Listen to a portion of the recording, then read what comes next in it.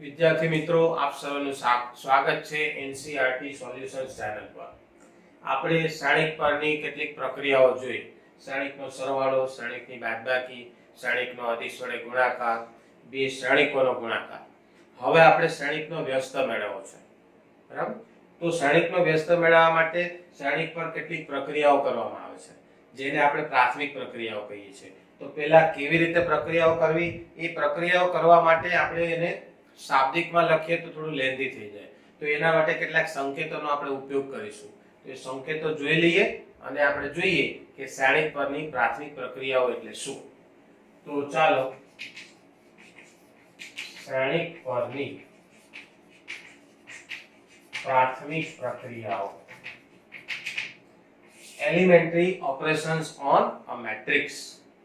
તો આ પ્રક્રિયાઓ માટે આપણે કેટલાક સંકેતો વાપરીશું અને એ સંકેતનું અર્થઘટન કરીશું. તો પહેલો સંકેત આપણે વાપરીશું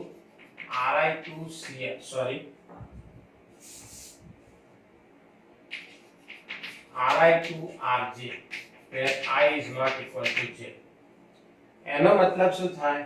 તો કે ભાઈ I ની હાર અને j ની હાર ની અદલા બદલી. શ્રેણિકમાં હાર પર આપણે ત્રણ પ્રક્રિયા કરીશું, સ્તંભ પર પણ ત્રણ પ્રક્રિયા કરીશું. તો I ની હાર અને J ની હારની અદલાબદલી કરવા માટે આપણે આ સંકેત વાપરીશું. જેવી આપણે હારની અદલાબદલી કરીએ છીએ એવી સ્તંભની પણ અદલાબદલી થાય. હાર માટે આપણે રો લખીએ છીએ અંગ્રેજીમાં, એટલે R લખીશું. સ્તંભ માટે કોલમ લખીએ છીએ, એટલે કોલમ માટે C લખીશું. તો Ci to Cj where I is not equal to j. તો અહીંયા શું થશે?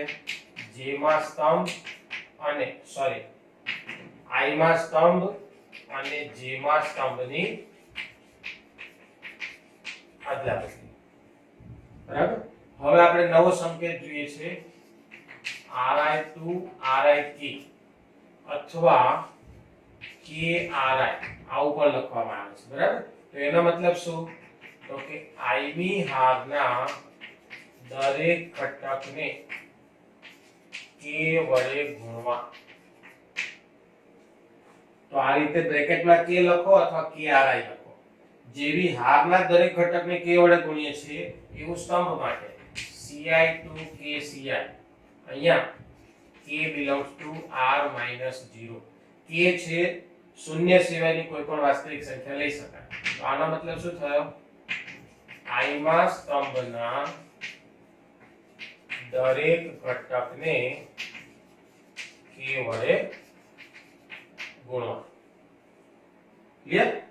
હજુ આપણે એક નવો સંકેત છે Ri2Ri plus KRj. તો આ બે સંકેતનું કોમ્બિનેશન છે. તો આનો અર્થ શું થાય? તો આપણે લખીશું J ની હારના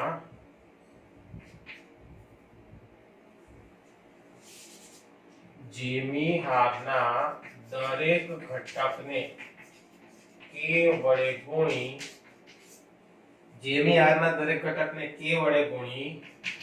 I ની હારના અનુરૂપ ઘટકમાં ઉમેરવા. એટલે આપણે શું કરીએ છીએ? J ની હારના દરેક ઘટકને k વડે ગુણીને I ની હારના અનુરૂપ ઘટકોમાં ઉમેરીએ છીએ. જેવી વાત હારમાં કરી એવી સ્તંભમાં કરીશું. એટલે Ci plus KCj. તો શું થશે? J માં સ્તંભના દરેક ઘટકને k વડે ગુણી I માં સ્તંભના અનુરૂપ ઘટકમાં ઉમેરવા. હવે જે આપણે દાખલા ગણવાના છે, શ્રેણિકનો વ્યસ્ત મેળવવાનો છે, એ માટે આવી બધી પ્રક્રિયા કરવાની છે, જે માટે આ સંકેતો જરૂરી છે. બરાબર? તો ફરીથી હાર પર ત્રણ પ્રક્રિયાઓ થઈ. હારની અદલાબદલી Ri2Rj, એવી જ રીતે સ્તંભમાં પછી Ri2Rik અથવા KRI, એટલે I ની હારના દરેક ઘટકને k વડે ગુણવા, એવું જ સ્તંભમાં. હવે ત્રીજું Ri2Ri plus KRj, એનો મતલબ J ની હારના દરેક ઘટકને k વડે ગુણી I ની હારના અનુરૂપ ઘટકમાં ઉમેરવાના. જેવું હારમાં કરીએ છીએ એવું જ સ્તંભમાં કરી શકાય. બરાબર? તો આના માટે આપણે એક ઉદાહરણ લઈએ.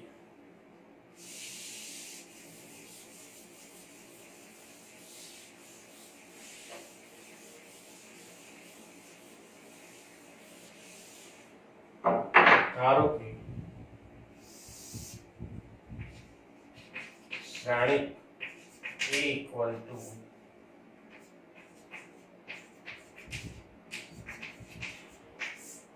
or પહેલું R12 ક્રિયા કરતા. આનો મતલબ શું થયો? પહેલી અને બીજી R ની અદલાબદલી કરીએ. હવે શ્રેણિક A છે, તમે આવી અદલાબદલી કરો એટલે શ્રેણિક બદલાઈ જાય. તો એને શ્રેણિક આપણે A1 કહી દઈએ. તો શું થશે? પહેલી હાર ની જગ્યાએ બીજી હાર આવી જશે અને બીજી હાર ની જગ્યાએ પહેલી હાર આવી જશે.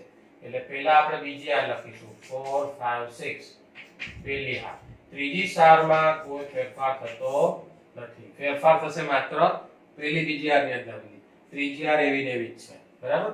બીજું લઈએ. પહેલી હારને ફેરફાર કરવો છે આપણે. કેવો ફેરફાર કરવો છે? તો કે ભાઈ બીજી હારને 2 વડે ગુણવાના અને પહેલી હારમાં ઉમેરવાના. આવી ક્રિયા કરીએ તો શું થાય? શ્રેણિક બદલાઈ જશે. ધારો કે એને શ્રેણિક A2 કહી દઈએ. તો શું થાય છે જુઓ. પહેલી હાર તો છે જો આવે 1 2 3. હું પહેલા લખી દઉં છું. આ આપણો ઓરિજિનલ શ્રેણિક છે. બરાબર? હવે આપણે શું કરવાનું છે? પહેલી હારમાં બીજી હારના દરેક ઘટકને 2 વડે ગુણીને ઉમેરવાના છે. એટલે બીજી હારના દરેક ઘટકને 2 વડે ગુણો અને 2 વડે ગુણો એટલે 8 આમાં ઉમેરો.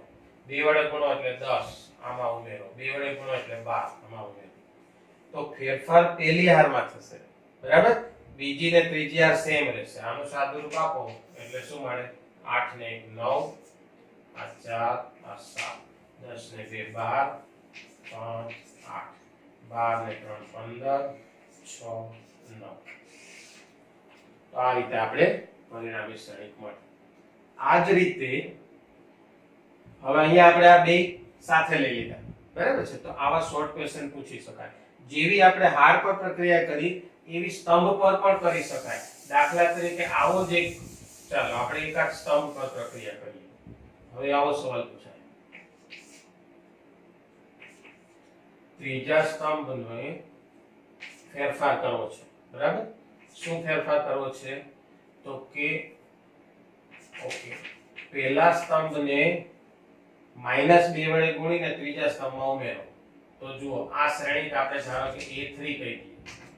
તો A3 બરાબર હવે ફેરફાર ત્રીજા સ્તંભમાં થશે. એટલે પહેલો સ્તંભ એવો ને રહેશે 4 7 1 4 7.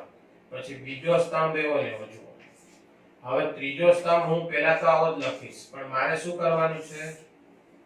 પહેલા સ્તંભને -2 વડે ગુણીને ત્રીજામાં ઉમેરવાના છે. એટલે આને -2 વડે ગુણો એટલે -2 ત્રીજામાં ઉમેરો. -2 વડે ગુણો એટલે -8 -2 વડે ગુણો એટલે -14. અનુરૂપ ઘટકોમાં ઉમેરવાના. પહેલો ઘટક પહેલા ઘટકમાં, બીજો બીજામાં અને ત્રીજો ત્રીજામાં.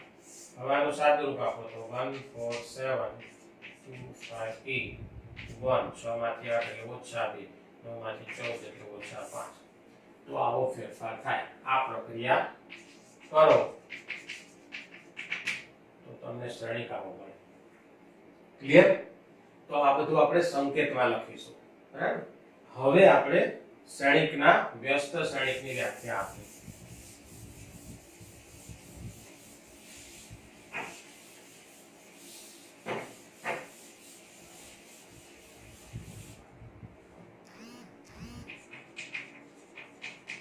વ્યસ્ત શ્રેણિક. Inverse of a matrix. તો શું થશે? તો આપણે n કક્ષાના ચોરસ શ્રેણિક A માટે n કક્ષાનો ચોરસ શ્રેણિક B એવો મળે કે જેથી AB બરાબર BA બરાબર I થાય. તો બી ને એ નો વ્યસ્ત શ્રેણિક કહેવાય. એ ના વ્યસ્ત શ્રેણિકને એ ઇન્વર્સ વડે દર્શાવાય છે. બરાબર? તો જુઓ, આપણે વ્યાખ્યા જોઈ લઈએ અને વ્યાખ્યા પરથી કેટલીક બાબતો સ્પષ્ટ થાય છે. આપણે જે શ્રેણિકનો વ્યસ્ત શ્રેણિક જોઈએ છે એ પહેલા તો n કક્ષાનો અને ચોરસ હોવો જોઈએ. ચોરસ શ્રેણિકની વાત થાય. બીજો જે શ્રેણિક મળે એ પણ સેમ કક્ષાનો હોય. આ n કક્ષાનો હોય તો આ પણ n કક્ષાનો ને એ પણ ચોરસ જ મળવો જોઈએ. એવો મળવો જોઈએ કે જેથી AB બરાબર BA થાય. હવે AB ને BA બંને વ્યાખ્યાયિત છે અને બંને સમાન થવાના છે. એનો મતલબ કે વ્યસ્ત થવા માટે બંને શ્રેણિકની કક્ષા સમાન જોઈએ અને બંને કેવા જોઈએ? ચોરસ. તો આ પહેલી વાત સ્પષ્ટ થઈ. તો આપણે લખી શકીએ સમાન કક્ષાના ચોરસ શ્રેણિકનો વ્યસ્ત શ્રેણિક મળે. બરાબર? પછી ધારો કે હું લંબચોરસ શ્રેણિક લઉં તો વ્યસ્ત શ્રેણિક મળે નહીં. એટલે લંબચોરસ શ્રેણિકનો વ્યસ્ત શ્રેણિક ન મળે. તો સવાલ એવો થાય કે લંબચોરસને તો વ્યસ્ત શ્રેણિક ના મળે, પણ દરેક ચોરસ શ્રેણિકને વ્યસ્ત શ્રેણિક મળે? ના. દરેક ચોરસ શ્રેણિકને વ્યસ્ત શ્રેણિક મળે એવું જરૂરી નથી. જેવું સંખ્યાઓમાં શૂન્ય સંખ્યાનો વ્યસ્ત ના મળે એમ શૂન્ય શ્રેણિકનો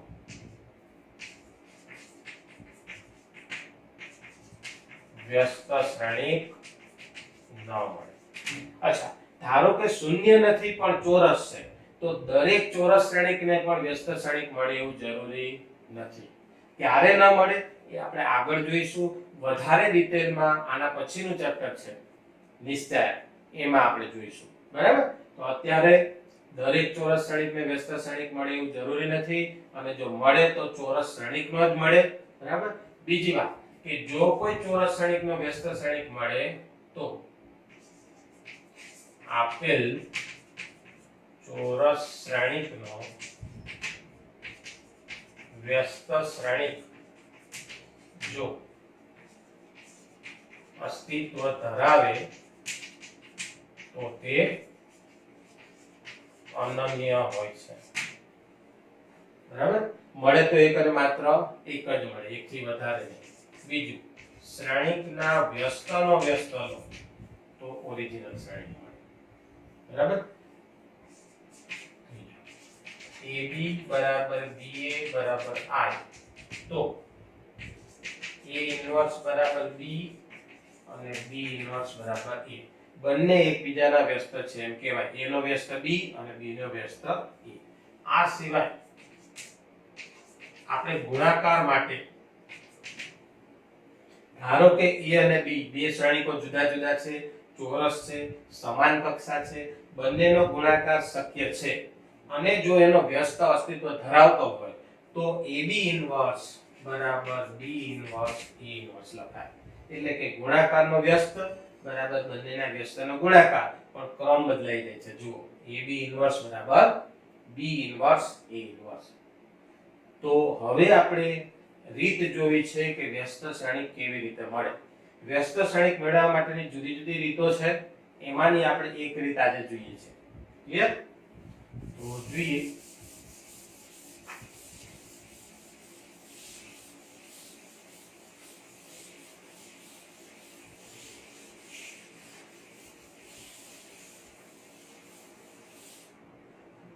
તો આવો પ્રશ્ન 3 માર્ક 4 માર્કમાં પૂછી શકાય કે પ્રાથમિક હાર પ્રક્રિયાઓની મદદથી આપેલ શ્રેણિકનો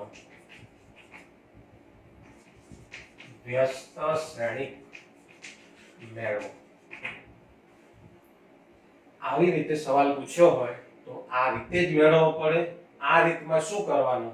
તો અહીંયા પહેલું સ્ટેપ આપણું આવું છે કે સ્ટેપ 1 પહેલા આપણે આપેલો શ્રેણિક હોય એને A કહી દો અને A બરાબર IA લઈ લો.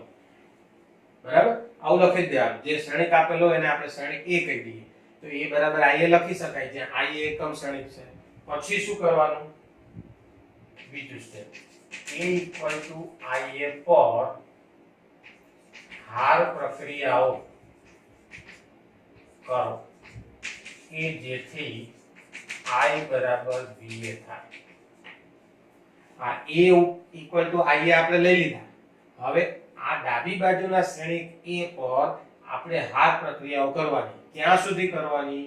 જ્યાં સુધી કરવાની કે જેથી ડાબી બાજુનો શ્રેણિક a છે એ એકમ શ્રેણિક થાય. જેવી પ્રક્રિયા અહીંયા a પર કરીએ છીએ એવી જમણી બાજુ i પર કરતા જવાનું. કઈ પ્રક્રિયા? હાર પ્રક્રિયાઓ બંને બાજુ. અને પછી જે b મળે એને શું કહેવાય? આપેલા શ્રેણિકનો વ્યસ્ત. બરાબર. હવે જો અહીંયા આપણે હાર પ્રક્રિયાથી કહ્યું છે, કેટલીક વખત હારને બદલે સ્તંભ પરની પ્રક્રિયાઓ દ્વારા પણ કરી શકાય. તો જેવી હારમાં પ્રક્રિયા કરી એવી રીતે સ્તંભમાં. પણ યાદ રાખો, કાં તો આખા દાખલામાં માત્ર હાર પ્રક્રિયાઓ કરવાની, કાં તો આખા દાખલામાં માત્ર સ્તંભ પર. પણ ક્યારેક હાર ને ક્યારેક સ્તંભ, એવું બંને એક સાથે કરાય નહીં. બરાબર. તો હવે આપણે એક ઉદાહરણ જોઈએ. દાખલા તરીકે શ્રેણિક a 3 5 2 7 નો વ્યસ્ત શ્રેણિક મેળવો. આવો સવાલ છે. બરાબર. તો આપણું પહેલું સ્ટેપ શું છે? a બરાબર ia લઈ લો. બરાબર. એટલે આપણે a લખવાનું 3 2 5 7 બરાબર i એટલે જો હવે આ 2/2 છે એટલે i એટલે 2/2 જ લેવો પડે. 1 0 0 1 અને આ a ને આપણે a જ લખીશું. બરાબર. તો આપણું આ પહેલું સ્ટેપ થઈ ગયું. હવે મારે શું કરવું છે? અહીંયા એકમ શ્રેણિક લાવવો છે. એટલે મારે શું લાવવું છે? i2 1 0 0 1 લાવવા છે અહીંયા. તો મારે માત્ર હાર પર જ પ્રક્રિયા કરવાની છે. બરાબર. તો હાર પર પ્રક્રિયા કરી અને મારે અહીંયા 1 અને અહીંયા 0 લાવવા છે. પહેલું કામ આ કરીશું. પહેલા હું આ સ્ટેપ કરીશ. બરાબર. તો અહીંયા મારે 1 લાવવા હોય તો શું કરવું જોઈએ?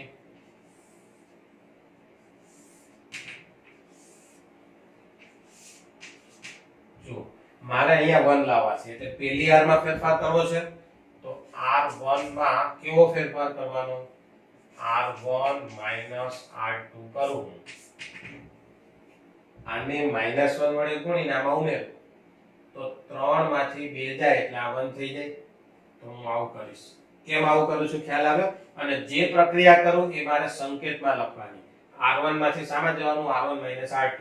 તો જો આને -1 વડે ગુણીને અહીંયા લઈ જાઓ, 3 માંથી 2 જાય એટલે 1 -7 ને 5 એટલે -2. આ તો એવા ને એવા છે. હવે જેવી પ્રક્રિયા મેં ડાબી બાજુ કરી એવી જ પ્રક્રિયા જમણી બાજુ કરવાની. તો આને -1 વડે ગુણીને અહીંયા લાવો એટલે આ 0, 1 - 0 એટલે 1. -1 વડે ગુણીને અહીંયા લાવો, -1 ને 0 એટલે -1 અને આ એવા ને. ક્લિયર? હવે મારે અહીંયા 0 લાવવા છે. તો મારે બીજી હારમાં ફેરફાર કરવો છે.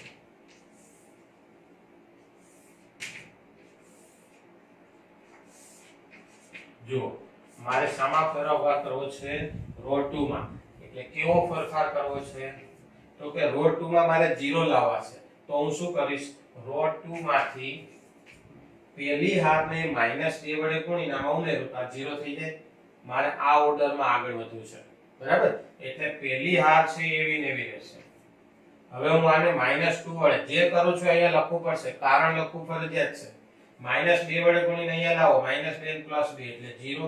-2 વડે ગુણો છો એટલે -2 ઓછો છે વત્તા એટલે 4. 7 ને 4 11. જેવું આ બાજુ કર્યું એવું જ આ બાજુ કરવાનું. પહેલી હાર એવી ને એવી. -2 વડે ગુણો છો એટલે -2 ને 0 એટલે -2. -2 વડે ગુણો છો એટલે +2 +2 ને 1 એટલે 3. તો આટલું કામ થઈ ગયું. જુઓ 1 0. હવે મારે શું કરવાનું? અહીંયા 1 લાવવા છે. સોરી, આવું નહીં, હું આ રીતે બતાવું તમને ખ્યાલ આવે. બરાબર. હવે અહીંયા મારે 1 લાવવા છે. છે કેટલા? 11. તો હું શું કરીશ?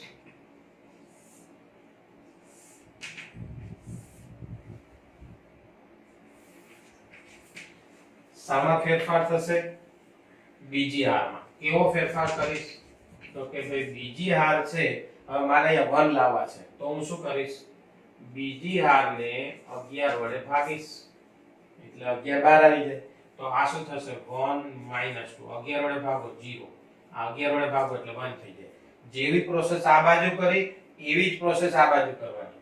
પહેલી હાર તો એવી ને એવી, બીજી હારને 11 વડે ભાગો એટલે -2/11 અને 3/11. હવે અહીંયા 1 થઈ ગયા. હવે મારે આમ જવાનું, મારે અહીંયા 0 લાવવા છે, બરાબર? હવે મારે 0 લાવવા હોય તો શું કરું? આને 2 વડે ગુણીને અહીંયા લાવી દઉં તો 0 થઈ જાય. એટલે મારે પ્રોસેસ કરવી છે પહેલી હારમાં, બરાબર? હવે આ સ્ટેપ્સ જવા દઉં.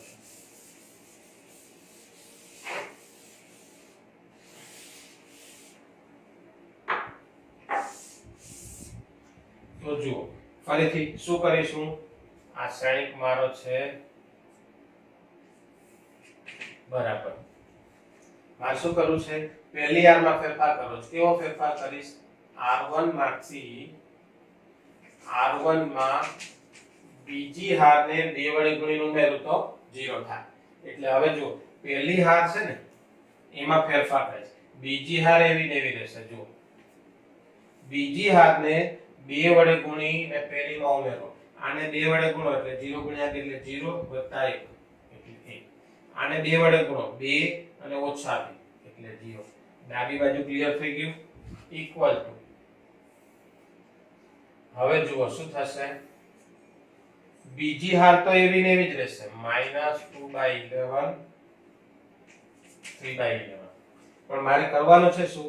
બીજી હારને 2 વડે ગુણવાના એટલે -4/11 આમાં ઉમેરવાના. અહીંયા 1 તો છે એટલે 1 - 4/11. પછી આને 2 વડે ગુણો છો એટલે 3 × 6/11 આમાં ઉમેરવાના એટલે -1 + 6/11. ક્લિયર થયું? શું કર્યું? બીજી હારને 2 વડે ગુણીને પહેલીમાં ઉમેર્યા. હવે આનું સાદુરૂપ આપ્યું તો 1 0 0 1. આને હજુ સાદુરૂપ આપો. 11 લસા લઈ લો એટલે 11 માંથી 4 જાય 5/11 ઓછા 11 ને 6 એટલે -5/11 -2/11 3/11 into a. આ 12 નો a છે ને શ્રેણિક એ તો એવો ને એવો જ રાખવાનો, બરાબર? તો ફાઇનલી આપણે શું મળી ગયું? I = ba સ્વરૂપ મળ્યું. માટે a ઇન્વર્સ બરાબર b. પણ b એટલે કયો?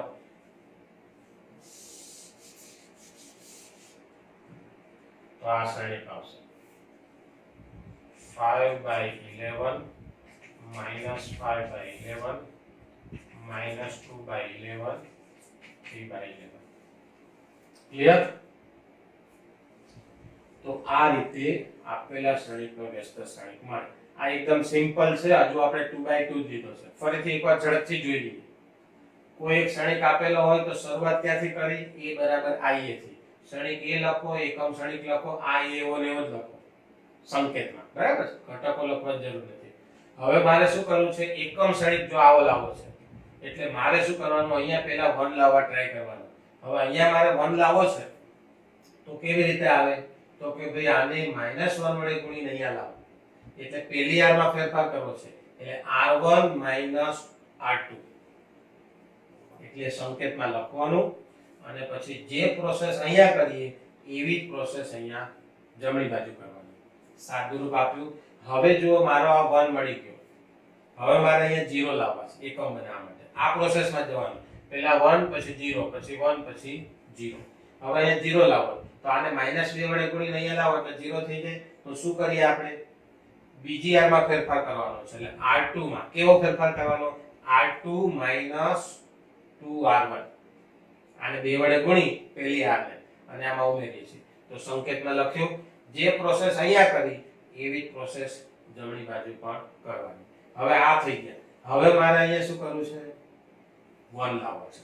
તો જે સંખ્યા હોય એના વડે ભાગો એટલે 1 થઈ જાય. તો આપણે શું કરીએ છીએ? ફેરફાર શામાં કરીએ છીએ? બીજી હારમાં. કેવો ફેરફાર? બીજી હારને 11 વડે ભાગો. R2 to 1/11 R2. 11 વડે ભાગો એટલે જતા રહે. પણ જેવી ડાબી બાજુ પ્રોસેસ કરી એવી જ જમણી બાજુ કરો તો બધાને 11 વડે ભાગ્યા, એટલે આપણે આ ત્રણ ઘટકો મળી ગયા। હવે મારે અહીંયા શું લાવવું છે? 0 લાવવો હોય તો આનાથી વિરોધી સંખ્યા જોઈએ, -2 છે, જો +2 આવે તો આ 0 થાય। તો કેવી રીતે થાય? આપણે હાર પર જ પ્રક્રિયા કરવાની છે, એટલે હું શું કરીશ, પહેલી હારમાં ફેરફાર થશે, કેવો?